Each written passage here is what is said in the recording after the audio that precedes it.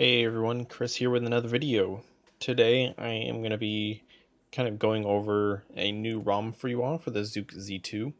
This is going to be the Resurrection Remix ROM running Android 7.1.1, Resurrection Remix version 5.8.2. So this is a specific version built by Fedor 917, a very well-renowned developer on the zukfans.eu site.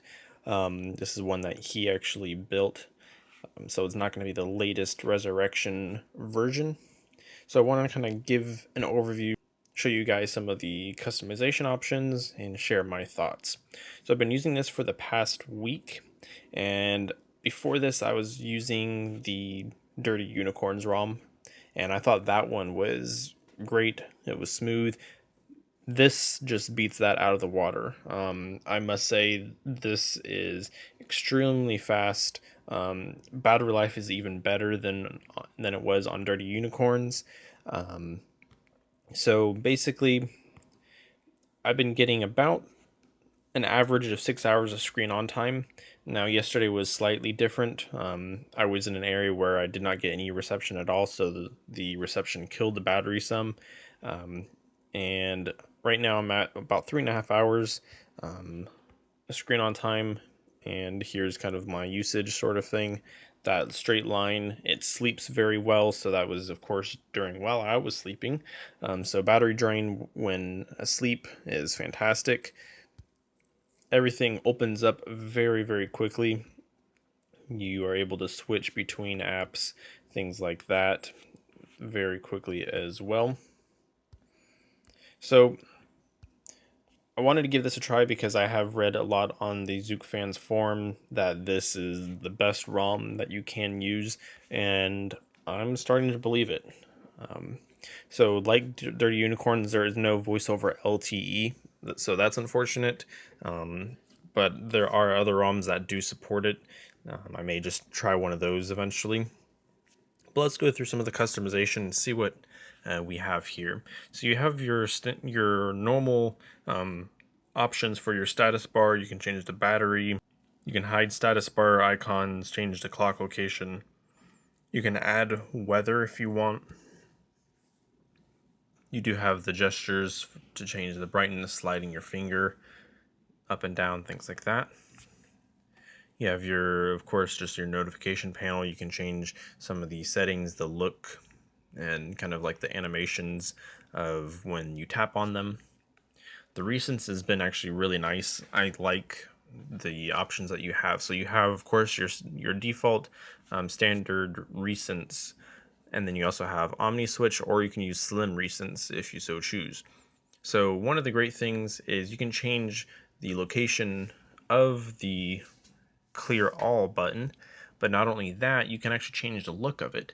Right now I have the Android stock button selected, but if you wish you can change it to the lollipop. You can change it to the Android N for the clear all, but I just found that was a little difficult to read in some cases. Like right now you can't really see it, so that's why I just have it left with the way it is. You can also change the color of that button specifically, so now it's black. So I like the customization just in that aspect itself. So that's nice.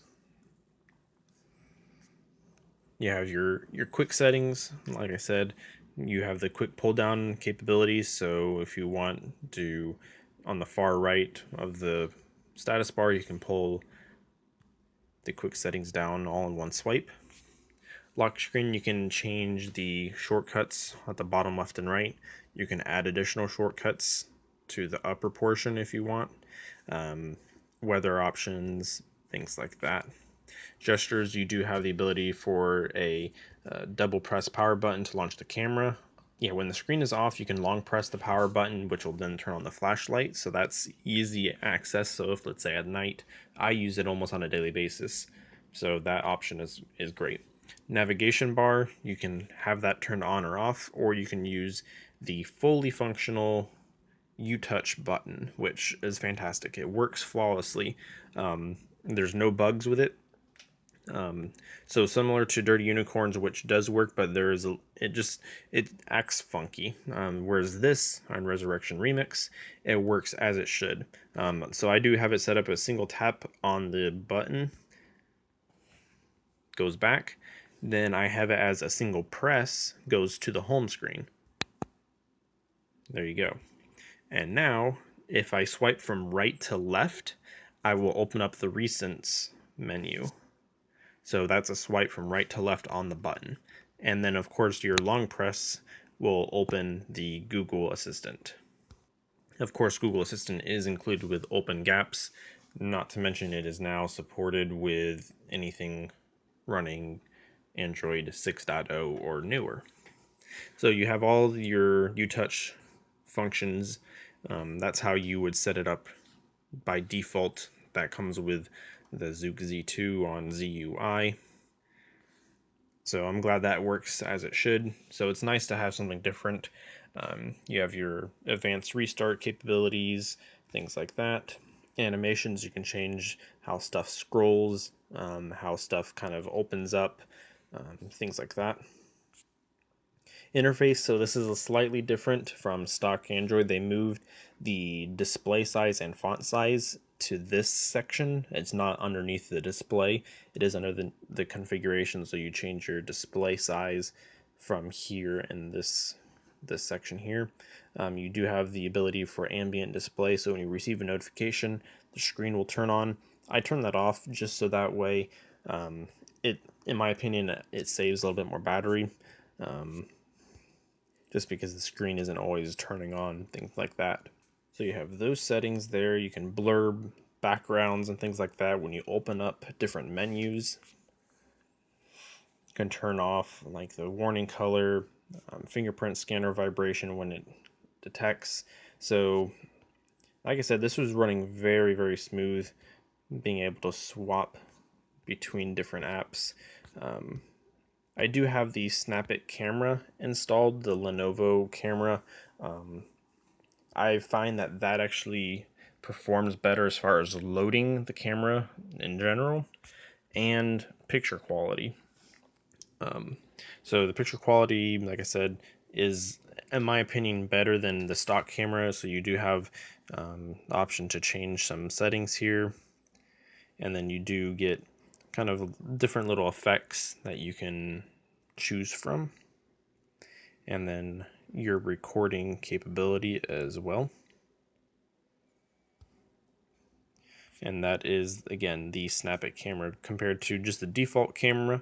Um, I just I like the UI of the default camera more. It's very clean, but the Snap It camera I think just performs better in my opinion. So I want to give you guys this review. I want to try maybe do one of these kind of ROM overviews maybe once a week, and kind of share my thoughts of me using on a daily basis, so that way you guys don't have to. I know sometimes it's a pain to kind of flash new ROMs and stuff. You do again also have the theme options if you install the Substratum theme engine. Again, Pixel UI theme that I have installed as well. So if you guys really like these videos, give this video a like, subscribe, so that way you're notified when I post up a new video. I really appreciate you guys for checking out my content and stopping by. Hopefully you will hit that subscribe button, and maybe I will see you all in future videos. Thanks again. Bye-bye.